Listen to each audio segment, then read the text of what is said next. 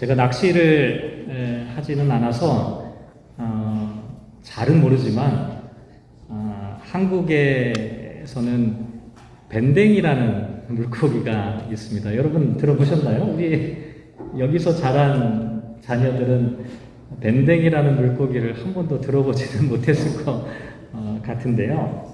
제가 한국에 있는 해양수산부 공식 홈페이지를 한번 찾아봤습니다. 그랬더니 밴댕이가 5월달, 6월달에 아주 맛있대요. 이게 멸치하고 생긴 건 비슷하지만 크기가 한 15cm 정도로 크게 자란다고 합니다. 그런데 사실 저와 여러분에게 이 밴댕이라는 물고기는 먹는 밴댕이로 알려진 게 아니라 뭘로 알려져 있죠?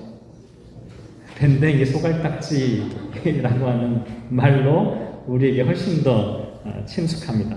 밴댕이 소갈딱지 아니면 밴댕이 소갈머리. 이거 어떻게 번역했는지 모르겠는데요.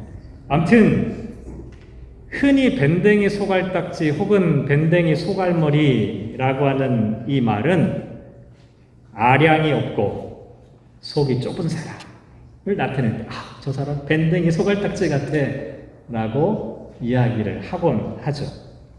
왜 이런 별명이 생겼을까요? 어부들이 하는 얘긴데요. 밴댕이가 살아있는 것을 보기가 어렵대요. 왜냐하면 그물에 걸려가지고 나올 때 죽어버린대요. 성질이 얼마나 급한지. 그리고 죽은 다음에 하루가 지나기 전에 내장을 빼내서 젓갈로 담지 않으면 이게 금방 상해버린다는 거예요. 또 다른 물고기하고 비교를 해볼 때 안에 이렇게 배를 갈라가지고 내장을 이렇게 꺼집어내서 보면 다른 물고기의 한 70%, 80% 정도의 작은 내장이 들어있다고 합니다. 그래서 사람들이 흔히 밴댕이를 보면서 성격이 너무 급해. 아니면 속이 너무 쪼잔해. 옹졸해. 이런 사람들을 밴댕이 소갈딱지 같다라고 말하게 되었다는 것이죠. 근데 제가 찾아보니까요. 이게 밴댕이 입장에서는 엄청 억울한 일이겠더라고요. 왜냐하면 얘가 성질이 급해가지고 성질이 나빠가지고 그물에 잡혀 올라올 때 죽는 게 아니라 이 밴댕이라고 하는 이 물고기 자체가 공기 중에 노출되는 그 순간부터 피부가 썩기 시작한다는 거예요. 그러니까 너무 괴로운 거예요. 그리고 이 내장이 너무 약해가지고 이 압력 때문에 밖으로 나오자마자 이 내장이 터져버리는 거예요. 그러니까 살 수가 없는 거예요. 그래서 나오자마자 금방 죽고 살아있더라도 부르르 몸을 떨면서 죽어버리기 때문에 사실은 속이 좁거나 성격이 급해서 그런 게 아니라 대단히 괴로운 상황에서 빨리 죽어버리는 그런 물고기라는 것이죠. 그래도 사람들의 눈에는 하여간 밴댕이는 밴댕이로 보입니다. 쪼잔해 보이죠. 찌질해 보이는 그런 특징이 있습니다. 오늘 본문을 보면 사도 바울이 교회와 성도들을 위하여 기도할 때 오늘 설교의 제목처럼 속사람이 강건하게 해달라고 기도하고 있습니다. 속사람이 강건하게. 이걸 오늘 이 밴댕이의 이야기로 조금 설명을 드리면 좀 밴댕이 소갈딱지 같이 쪼잔하고 찌질하게 살지 말고 속사람이 튼튼하고 강건한 성도가 되십시오. 그런 교회가 되십시오. 라고 기도하고 있는 것입니다.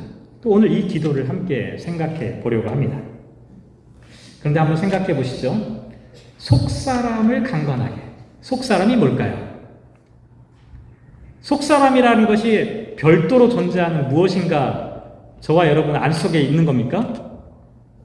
이 속사람이라고 하는 게 헬라어로 에스오 안드로폰이라고 하는 단어로 되어 있는데 이게 철학 용어예요.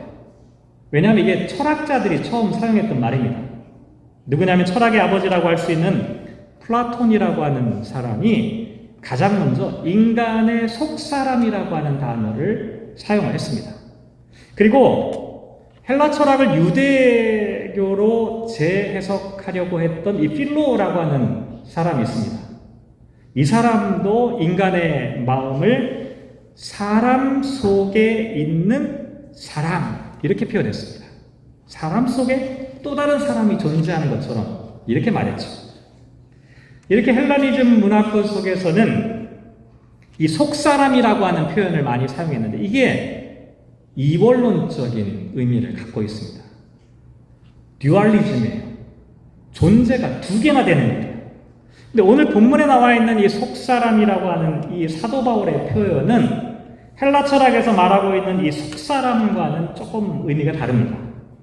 왜냐하면 조금 전에 말씀드린 것처럼 이 헬라 철학에서는 겉사람과 속사람 이게 별개의 두 개의 존재가 있는 겁니다. 그러니까 겉사람은 구원받지 못해도 속사람은 구원받는다. 왜냐하면 별개의 존재이기 때문에. 육신은 구원받지 못하더라도 영혼은 구원받는다는 식의 생각을 하게 되었던 것이죠.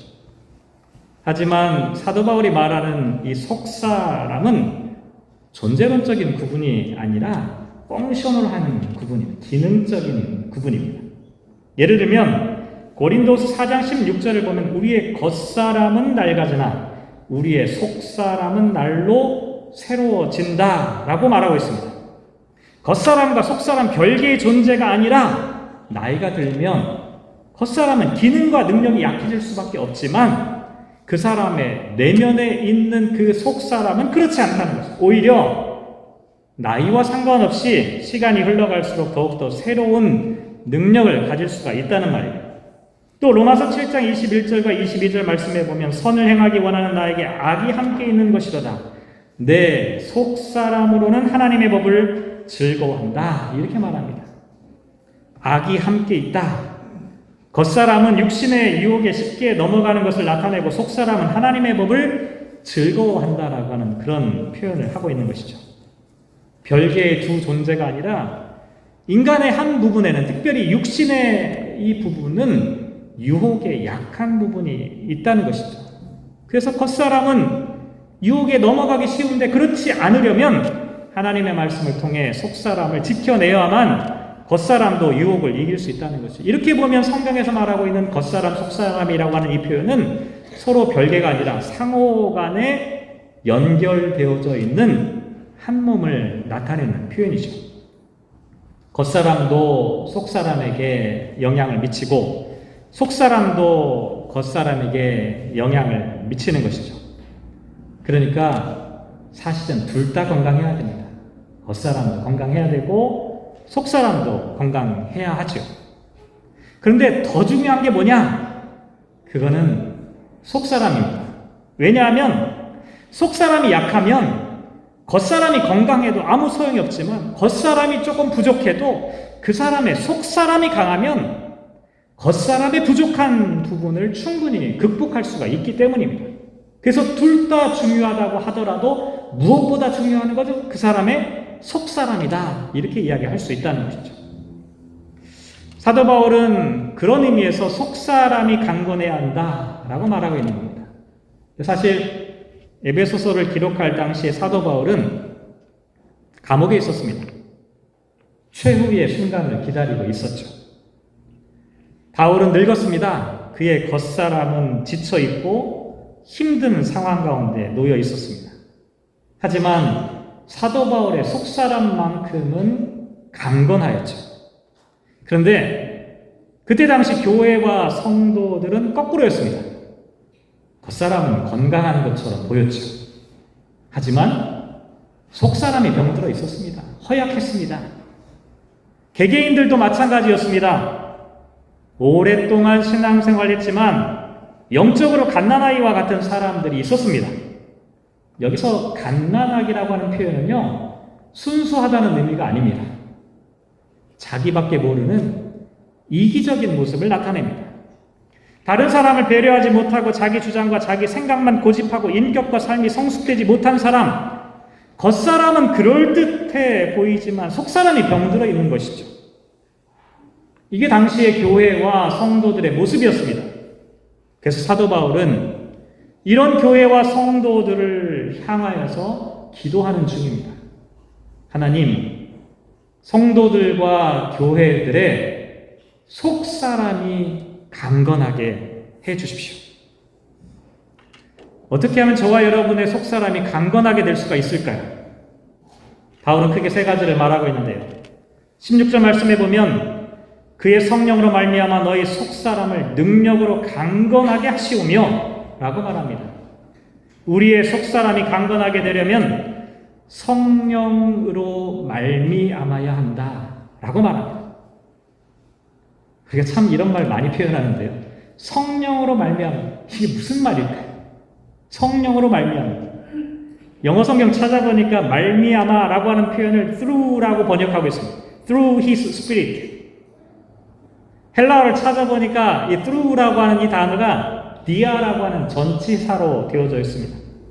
그런데 이 단어는 이 dia라고 하는 이 헬라어 전치사는 through라고 하는 단어로 번역될 수도 있지만 because라고 하는 단어로도 번역이 가능합니다.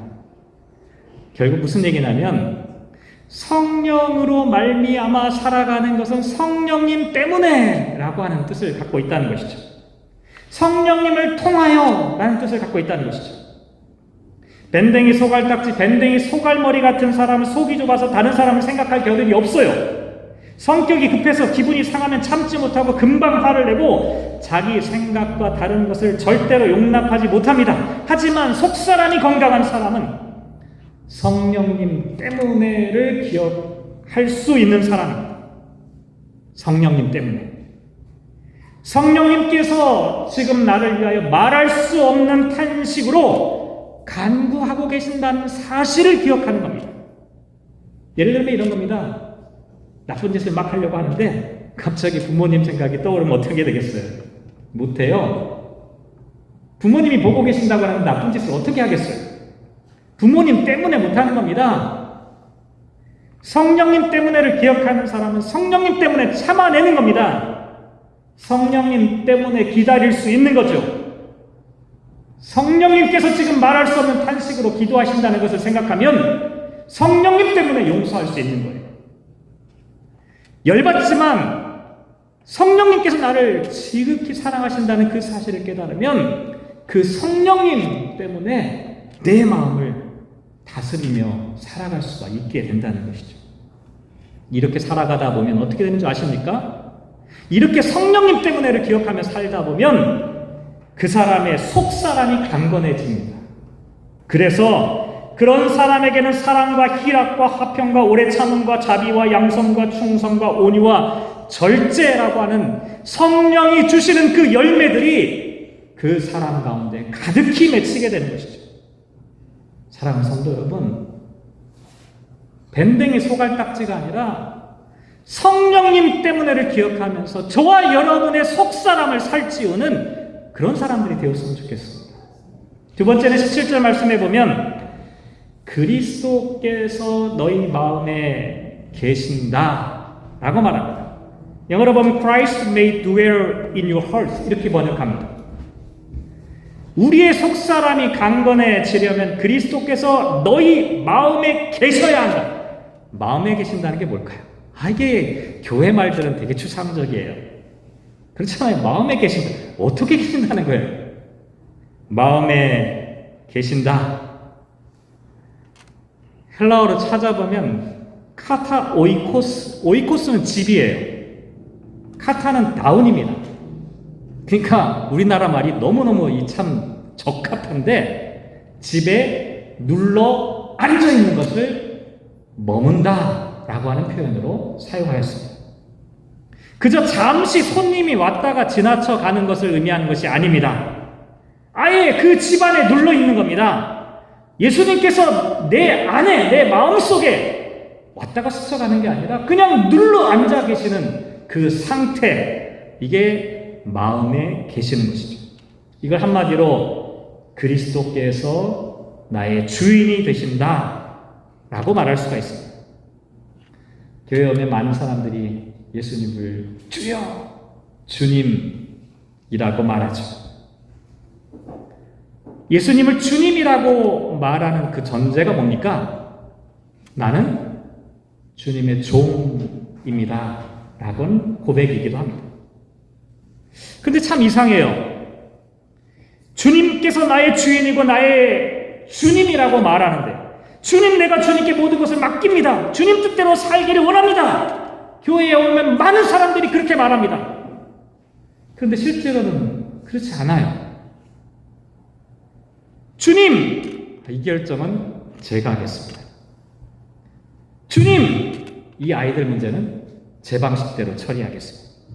주님, 이 사업상의 문제 주님 잘 모르시잖아요. 제가 알아서 할게요. 참 묘합니다.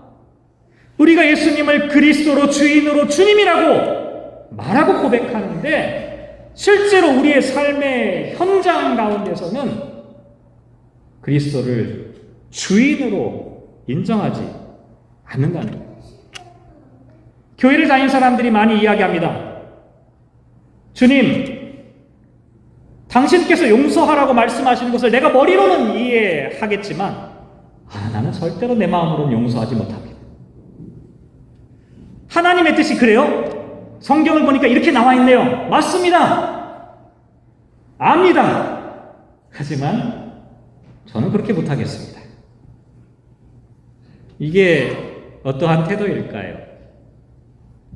그리스도를 주님이라고 말하면서도 그럼에도 불구하고 여전히 주님이 주인이 아니라는 말입니다. 자기가 주인인 것이죠. 이렇게 살다 보면 속사람이 허약하게 될 수밖에 없습니다. 왜 그런지 아십니까? 인간은 불완전한 존재이기 때문에 그렇습니다. 불완전한 인간이 주인으로 살면 필연적으로 이런저런 상처와 고난과 아픔이 생겨나게 마련입니다. 이렇게 병들고 상처받은 인간은 자기만 아픈 게 아니라 다른 사람에게도 상처와 아픔을 줄 수가 있습니다. 속사람이 치유되지 못해서 망가지고 깨어진 사람들이 모이면 어떻게 됩니까? 그 사회도 엉망진창이 되어버리는 것이죠. 결국 나타나는 현상이 뭡니까? 현대인들이 경제적으로는 부유하게 되었습니다. 하지만 속사람이 망가져 있어요. 속사람이 상처받은 그 상태로 머물러 있는 겁니다. 제가 볼 때요, 이게 종교개혁 이후에 문예부흥, 르네상스, 신 중심의 세계관에서 인간 중심의 세계관으로 옮겨가면서 빚어진 비극의 한 단편이 아닐까라고 생각이 듭니다. 사람들의 속사람이 다 공허해진 거예요. 예수님께서 그래서 뭐라고 말씀하셨습니까? 마태복음 11장 28절에 보면 수고하고 무거운 짐진 자들아 다 내게로 오라, 내가 너희를 쉬게 하리라 라고 말씀하셨습니다. 이 말씀 쉽게 설명하면 무슨 뜻인지 아십니까? 왜 감당할 수도 없는 능력도 없으면서 그냥 자기가 주인 자리 버티고 살면서 그렇게 고생하고 애쓰며 살아가고 있느냐라고 말하는 것입니다. 버티지 말고 내려오라는 거예요. 당신이 주인이 아니라는 겁니다. 예수님을 주인으로 모시고 이제는 주님께 맡기고 당신의 삶에서 진짜 평화와 쉼을 한번 누려보라는 거예요. 이게 속사람이 강건하게 살아가는 길입니다. 마지막 세 번째로 18절과 19절 말씀해 보면 속사람을 강건하게 하려면 지식에 넘치는 그리스도의 사랑을 알고 그 너비와 길이와 높이와 깊이가 어떠함을 깨달아야 한다라고 말합니다. 지식에 넘친다. 지식의 한계를 넘어선다. 만약에 기독교의 신앙 이거를 인간의 지성과 이성으로 다 설명하고 해석할 수 있다면 어떻게 될까요? 여러분 교회에 올 필요 없습니다. 교회 안 와도 돼요. 만약에 과학적인 지식으로 이론적인 사상으로 기독교의 진리를 분석해내고 다 헤쳐놓을 수 있다면 왜 교회에 나옵니까? 교회 나올 필요 없습니다. 그저 수학 공식에 대입해서 그냥 풀어버리면 되겠죠. 그러면 사람들이 그 신앙이라는 결과물을 그냥 딱 알고 있으면 될 겁니다. 하지만 그리스도의 사랑은 그렇게 알 수 있는 것이 아닙니다. 그리스도의 사랑은 저와 여러분이 갖고 있는 인간의 지식의 한계로 깨달아지는 것이 아닙니다. 어쩌면 그것은 하나님께서 다가오시는 인격적인 체험을 나타냅니다. 신앙은 기본적으로 체험에 기반한다고 할 수가 있습니다. 물론 체험이라고 말하면 요즘 사람들이 별로 좋아하지 않아요. 왜냐하면 뭔가 신비적인 이런 것들을 생각하기 때문입니다. 하지만 제가 말씀드린 것은 신비적인 체험, 그런 것을 강조하는 것이 아닙니다. 신앙이라는 것이요, 머리로 납득되는 게 아니라 어느 순간에 저와 여러분의 심장 가운데로 다가오는 것입니다. 말씀을 듣는 순간 전율을 느끼는 거예요. 하나님의 말씀이 저와 여러분의 심장 가운데 두근두근 그 말씀이 새겨지는 순간이 있다는 겁니다. 가슴이 뭉클어지고 몸이 부르르 떨리면서 마치 사랑하는 연인을 만난 것처럼 내 심장이 곤두박질 치는 이와 같은 이 뜨거운 경험, 말로 표현할 수 없고 설명할 수 없는 이와 같은 상황, 예수님의 사랑, 특별히 십자가의 사랑을 우리가 생각할 때 이거는 공부해서 알 수 있는 게 아니라는 거예요. 인간의 지식의 한계를 뛰어넘어서 하나님께서 저와 여러분에게 주시는 은총의 모습이라는 것이죠. 그런데요, 우리가 이와 같은 예수님의 사랑의 넓이와 길이와 깊이와 높이를 조금이나마 깨달아 알 수 있게 되면, 다시 말씀드리면 저와 여러분의 속사람이 강건하게 되면 어떻게 될까요? 놀라지 마시기 바랍니다. 엄청난 일이 일어나게 되는 거예요. 오늘 본문 말씀해 보면 19절에 하나님의 모든 충만하신 것으로 충만하게 됩니다. 아무도 안 놀라시네요. 하나님의 모든 충만하신 것이 여러분에게 충만하게 된다. 이 충만이라고 해요. 풀리스라고 하는 그 내용물이 비어있지 않고 막 가득 채워져 있는데 다른 게 채워져 있는 게 아니라 하나님으로 가득 채워져 있다는 거예요. 저와 여러분을 그냥 분해해보면 다른 게 안 나오고 거기에 하나님이 가득 차 있다. 사실 인간은 목마른 존재, 갈급한 존재이죠. 그래서 끊임없이 무엇인가를 채우려고 합니다. 특히요, 속사람이 허약한 사람 금방 표가 납니다. 속사람이 허해요. 그래서 이 빈속을 어떻게 해서든지 채워 넣으려고 합니다. 돈으로 채우려고 하기도 하고, 명예로 채워 넣으려고 하기도 하고, 권력으로 채워 넣으려고 하기도 하고, 마약이나 섹스와 같은 것으로 그 욕망으로 뭔가를 막 채워 넣으려고 합니다. 이게 속사람이 허한 사람에게 허한 그 상태를 나타내주는 그런 표현이죠. 하지만 이게 끝이 없어요. 아무리 갖다 집어넣어 보세요. 욕망은 끝이 없습니다. 더 큰 갈증만을 남길 뿐이에요. 지금 우리가 살아가는 인류의 모습을 한번 보시기 바랍니다. 지구가 파괴되고 지금 지구 멸망의 시기가 째깍째깍 움직여가는데 사람들은 전혀 개의치 않아요. 인간의 욕망이 멈추지 않는 거예요. 교회와 성도들도 마찬가지입니다. 교회와 성도들도 이런 걸 채워 넣으려고 한다는. 하지만 그리스도인들은 이런 걸로 채워 넣는 사람들이 아닙니다. 아시잖아요. 그런 거 아무리 채워도 우리의 삶은 공허해요. 그리스도인들은 속이 허한 사람들이 아닙니다. 가난해도 허한 사람들이 아니에요. 왜냐하면 그 사람 안에는 하나님의 충만하심이 함께하기 때문입니다. 예수 그리스도에 대한 지식과 체험이 충만하기 때문입니다. 성령님 때문에를 늘 기억하며 성령님으로 가득 차 있기 때문이죠. 사랑하는 성도 여러분, 우리의 속사람이 강건해지기를 소망합니다. 하루하루 살아가실 때 성령님 때문에를 기억하시기 바랍니다. 이제부터라도 주인 자리에서 내려오시기 바랍니다. 그 문제로 고통하지 마시기 바랍니다. 주님께 맡겨버리시고 나의 삶의 주인이 그리스도라고 하는 사실을 인정하며 고백하며 조금 편안하게 사시기 바랍니다. 쉴만한 물가에서 마음껏 누리며 살아가시기 바랍니다. 그리스도의 사랑을 알고 깨달아 체험하고 통달해서 밴댕이 같은 그리스도인이 아니라 속사람이 단단한 그리스도인으로 살아가시기를 주님의 이름으로 축복합니다. 기도하겠습니다. 하나님, 인간의 결핍을 고백합니다. 인간의 빈곤함을 고백합니다. 그래서 우리는 허영과 허식으로 채워지지 않는 물거품 같은 것으로 그것을 우리의 삶에 채워 넣느라, 우겨 넣느라 인생을 허비하고 있는지도 모르겠습니다. 하나님, 우리의 속사람이 이렇게 약합니다. 사도 바울이 그때 당시 초대교회 성도들과 교회들을 바라보며 안타까워했던 그 기도를 다시 한번 떠올려 봅니다.